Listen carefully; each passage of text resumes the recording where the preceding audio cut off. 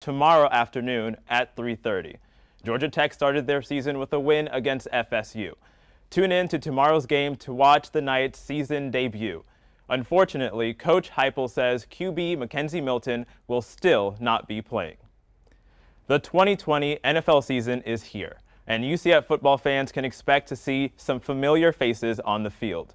Nightly News reporter Matison Little has the scoop on how this can impact the football program.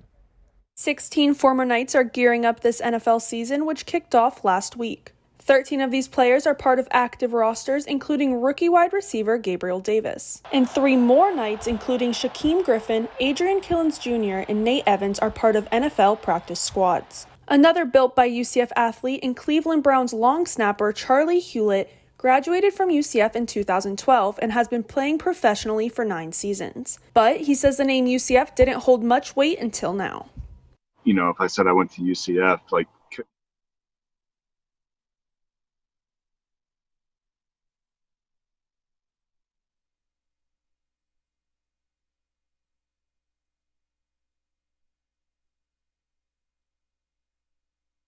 Final results of the presidential election are still not in. Find out why results can take a while to be finalized. See how UCF students are reacting to the Florida amendments passing or failing this election. In sports, 4 UCF football players are no longer on the team, and 1 player was arrested for possession of a firearm. Nightly News starts now.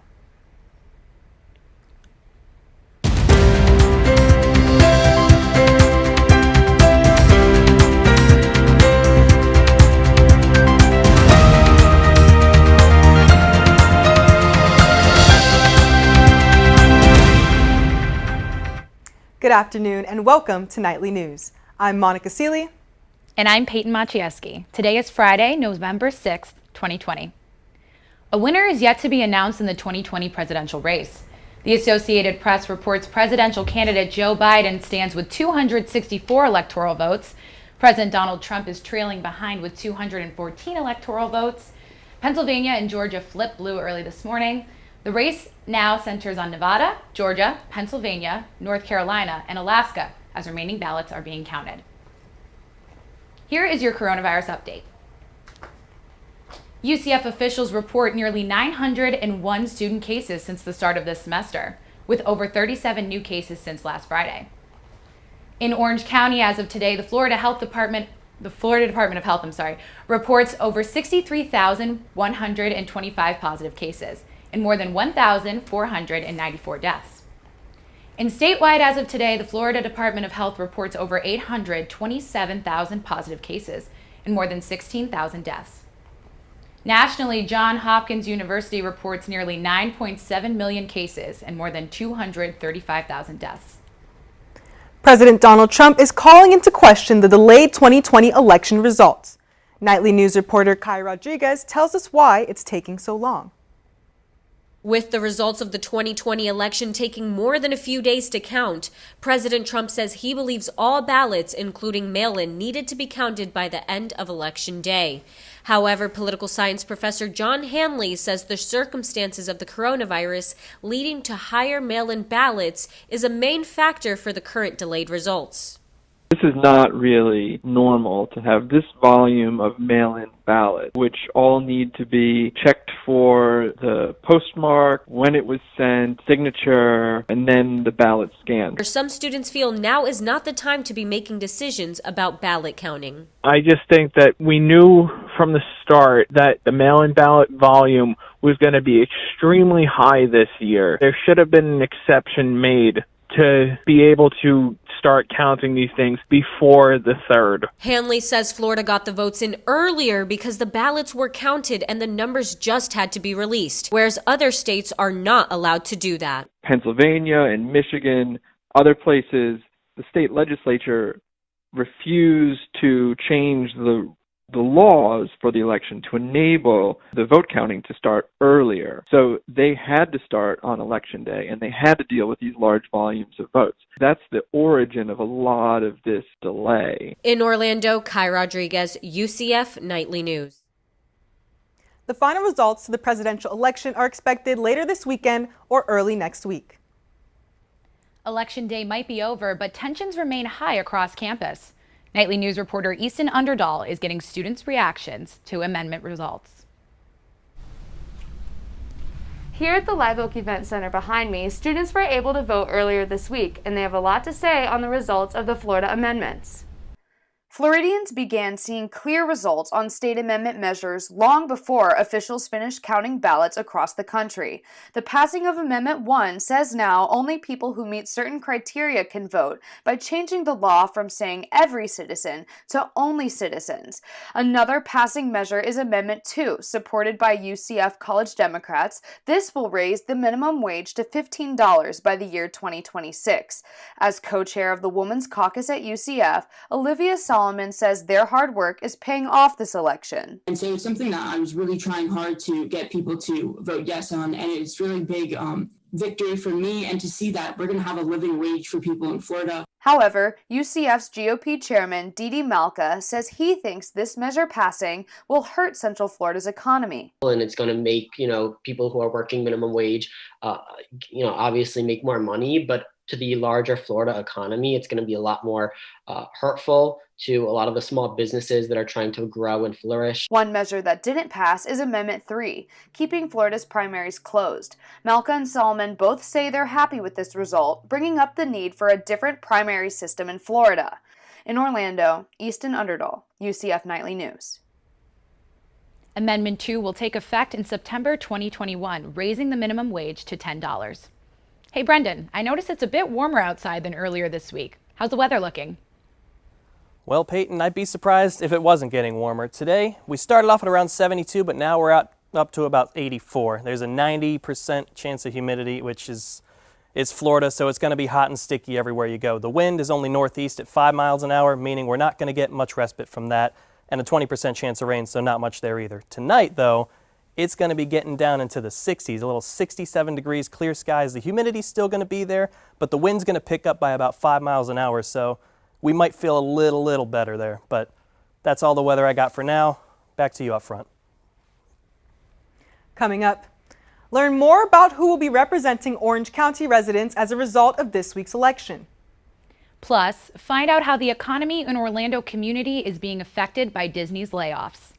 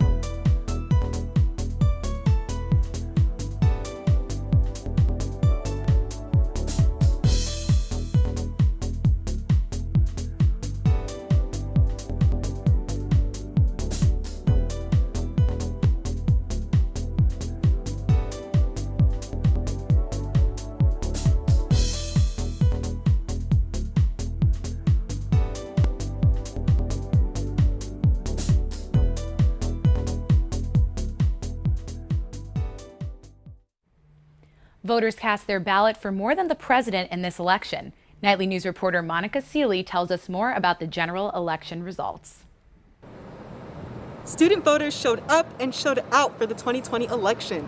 The Orange County Supervisor of Elections Office reports 107% voter turnout at this UCF precinct. These students play a role in electing who will represent them in the U.S. and Florida House of Representatives. Some representatives, such as Congresswoman Stephanie N. Murphy, will be staying in Congress. Murphy will be serving her third term after winning Congressional District 7. UCF alumnus and Florida Representative Carlos G. Smith is also here to stay after voters re-elected him to advocate for District 49. As the first openly gay Latino to serve in the State House, he says he's fighting for equality for everyone. Not only standing up for the rights of LGBTQ people, but the rights of workers, of women, of immigrants, of Puerto Rico, of returning citizens who have already served their time and deserve the right to vote. Smith will be working with Representative Anna V. Escamani, who is also returning to the Florida House to fight for neighboring District 47. Escamani says she's excited to continue uplifting the voices of the community and fighting for issues such as gun safety. We want our communities to be safe for everyone, no matter what church you go to, what temple you go to, what mall you shop at, what club you dance at, what school you learn in. We want to make sure that every one of these spaces is safe. While some Democrats say they were hoping to flip the state blue, Republicans still have a stronghold on the legislature. In Orlando, Monica Sealey, UCF Nightly News. For more information on election results, head to nsm.today. Now moving from Orange County to Osceola, the county is celebrating a historical win. UCF Nightly News reporters Kai Rodriguez and Hector Garcia de Leon brings us the latest on Osceola's historical election. Osceola County has a night of many firsts as it elects its first Hispanic sheriff and welcomes Kissimmee's first Hispanic female mayor. There's a new sheriff in town. Marco Lopez defeating Luis Fernandez with over 50,000 votes, becoming the first Hispanic sheriff of Osceola County. This win comes after Osceola County's former sheriff Russ Gibson fired Lopez in 2019 for filing to run against him in this year's sheriff's race.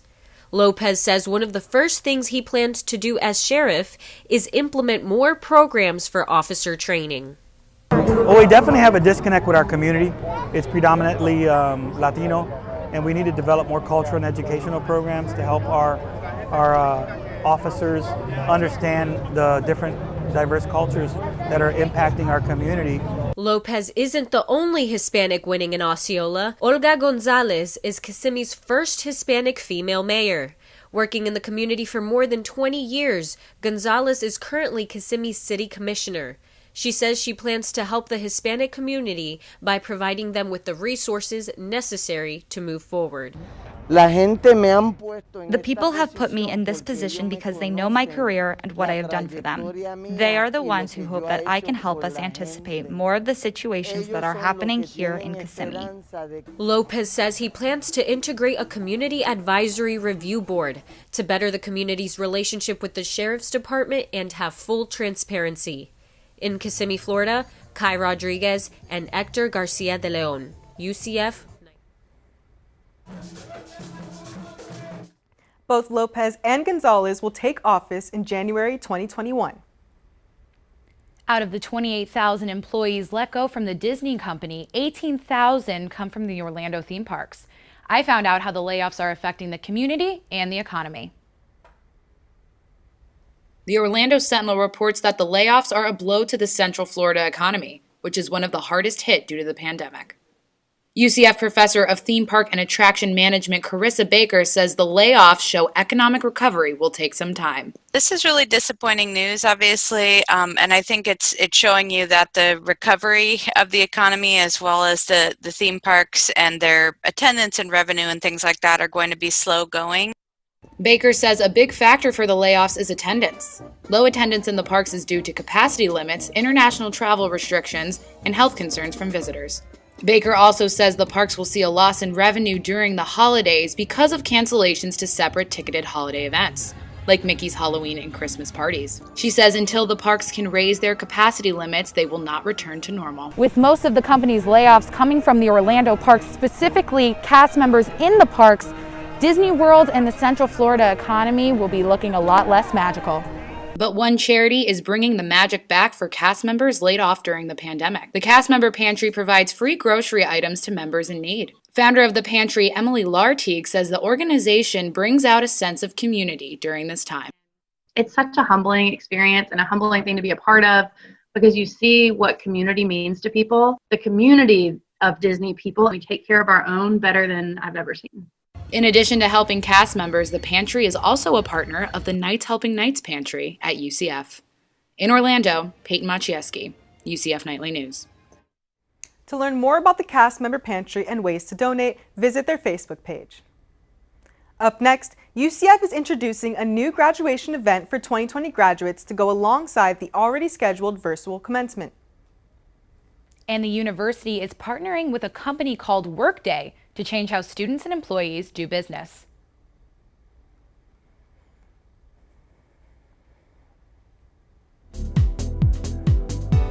Last one. You played my wrong video. Me too.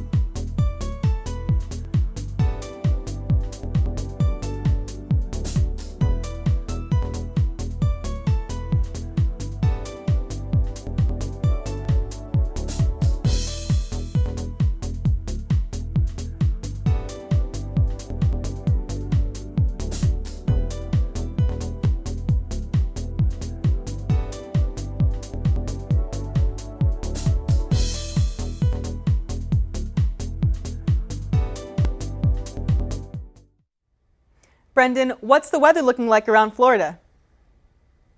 Well, Monica, I'm glad you asked. If you look up here, you're going to see about 79, 80 degrees in the north, and as you move down in the state, you're going to find mid to higher 80s, and surprisingly, it's not Miami that's going to have the high today. It's going to be Tampa at 85, but as we get to the lows today, you're going to get maybe high 60s, low 70s in the top, and as you move down, 67 here in Orlando, so pretty cool if you're going out tonight.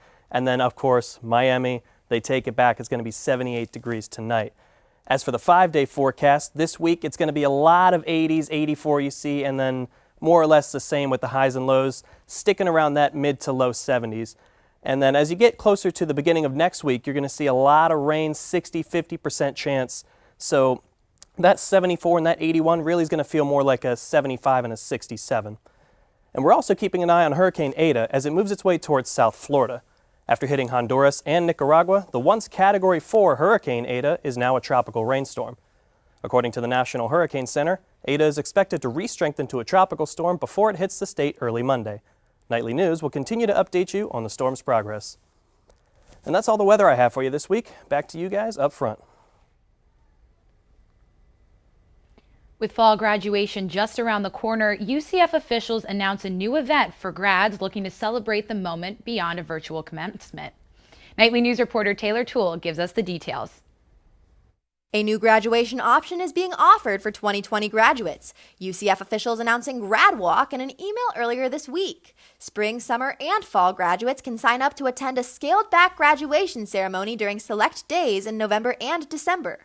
But Sarah Hardy, a summer 2020 graduate, says UCF is too little too late in giving students their 15 minutes of fame. I think it's extremely inconvenient considering not only for the students that are still in school trying to figure out what's going on there, and then the people that already graduated have lives that they have figured out already after graduating. Student Government Legislative, Judicial, and Rules Committee Chair Matthew Bonachea is the pioneer of a resolution with the goal of allowing modified traditional graduation ceremonies during the pandemic. He says the grad walk announcement is surprising, but he feels UCF could be doing more for an in-person experience. If this was truly a priority for the university, they would have figured out a way to do it, because other institutions across the country have done graduations outdoors. 2020 grads must sign up at least 2 days in advance of their desired 15-minute time slot to attend Grad Walk. And for fall graduates, this comes up quick since the week of November 14th is reserved just for them. UCF SG President Sabrina La Rosa says while the timing of this announcement might seem sudden,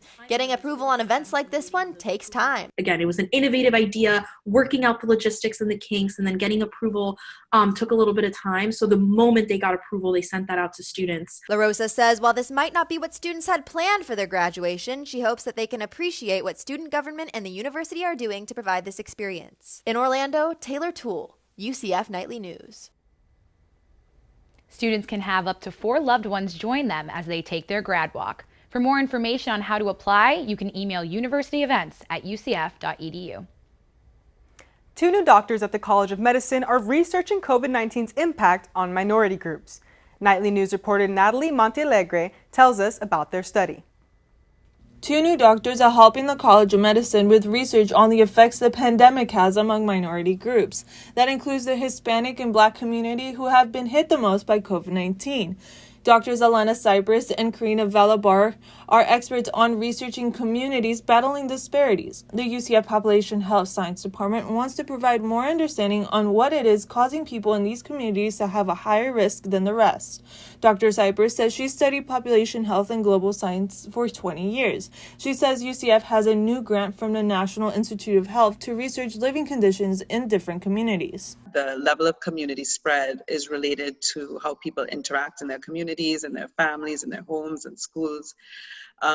We sort of have to look at the social level to see how to prevent the disease, while we're also looking at biological mechanisms and therapeutic mechanisms. Dr. Cypress says different infection diseases before COVID-19 affected minority groups, but COVID-19 is different because of the widespread of the virus. Puerto Rican student Sebastian Chavez says that he believes that minority groups like Hispanics might have a high risk of COVID-19 because of language barriers, and they tend to hold labor jobs. They occupy somewhat low-paying jobs, so like jobs that can be like working at restaurants that like they have constant exposure, jobs where they need to be like laboring outside. Chavez says Spanish speakers might have a hard time following guidelines because they can't read signs in English. In Orlando, Natalie Montealegre, UCF Nightly News. The 2 doctors have 1 year to complete this research. They say normally the deadline is longer, which explains how important the project is. The university is moving into phase 2 of a project that will update the MyUCF student portal. Nightly News reporter Katie Sifko has more on what the new system will look like. May want to brace themselves for a complete overhaul of the university's employee and student portals. The UCF Board of Trustees approved the selection of a new business management system to replace PeopleSoft, a program the university purchased in the late 1990s when it was smaller than it is today. The technology that worked for us then should not be expected to still work for us today. We need to focus on excellence, including improving our administrative infrastructure and systems that drive operational excellence, efficiency, and effectiveness. Night Vision, the university's technology and business improvement project, chose Workday, a modern, cloud-based business management system, as the new vendor of UCF's internal web platform. Chief Information Officer Mike Sink says there are inefficiencies with PeopleSoft that create additional costs for the university.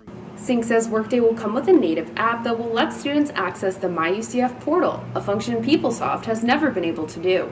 Entertainment management major Abby Meyer says the current student portal is confusing and often malfunctions. So I think if they were to move to a sleeker, more modern design, it'd be much easier for all of us to adapt to it because that's what we're used to. Sink says the IT department is first working to migrate HR, finance, and other administrative functions onto Workday. Students won't notice the new student portal until it goes live in July of 2022. And coming up after the break, we'll take a look at what's happening in the sports world with Madison Little.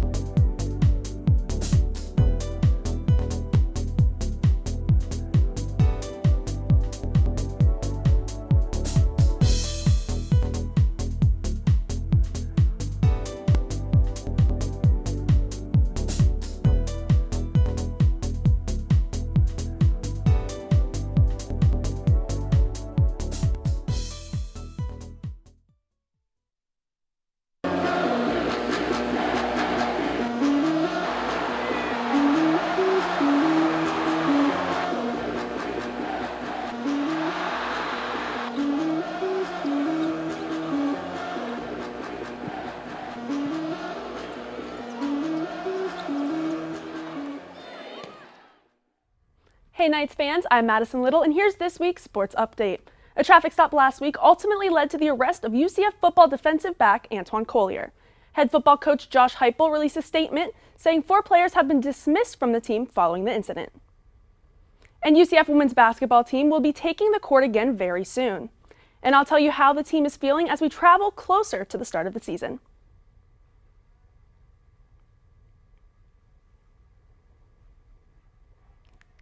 The UCF women's basketball team will play their first game on November 25th. But forward Brittany Smith says this season looks a little different than it has in the past. She says the team is very close, always high-fiving and hugging one another on the court, but COVID-19 concerns are changing high fives and hugs to elbow taps. Smith says despite health concerns this season, the team is feeling prepared. I feel pretty good about it. I feel like we are taking the necessary precautions to keep us safe. My teammates are doing what we need to do. My coaches do what we need to do to keep everybody safe. And I'm feeling really good and really positive about it. Smith says the team is doing their best to prepare, but with the uncertainty COVID brings, they are focusing on staying positive going into the season. Head coach Katie Abrahamson-Henderson says the team is excited to get back on the court, but she says they're doing things a little differently in the midst of COVID.